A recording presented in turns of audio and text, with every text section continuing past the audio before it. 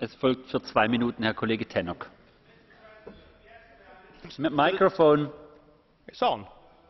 Now. Mr. President, yesterday I listened to the chair of the International Affairs Committee of the Russian Duma, Alexei Pushkov, explaining of the need for a rapid peace solution for Ukraine. Unfortunately, his government is doing everything possible to prevent peace. Instead, it's choosing to continue with its contemptible approach of inventing a false narrative in which to justify military aggression against Ukraine.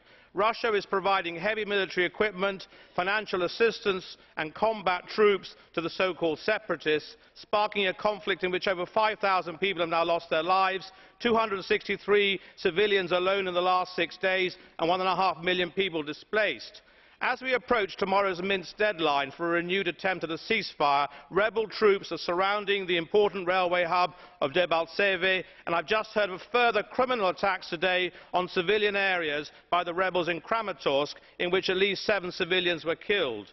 So sadly, even if a ceasefire can be agreed tomorrow, and I hope that I am wrong on what I am about to say, it is unlikely in my view to end the conflict. As recently noted by the British Foreign Secretary, Putin is behaving like a 1930s tyrant, and such agreements are merely part of a dissembling approach to gradually legitimise territorial gains before embarking on another round of attacks.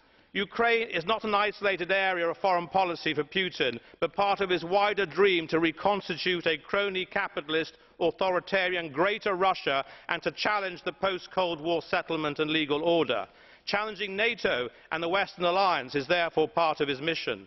Maintaining unity on EU sanctions against Russia is of importance, and excluding Russia from the SWIFT system could be the next step.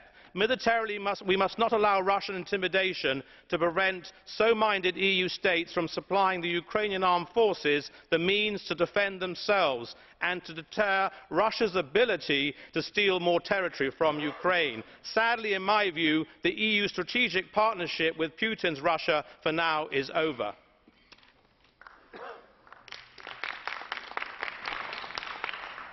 Vielen Dank, Herr Kollege Tannock. Es folgt nun für 2 Minuten Herr Kollege van Baalen.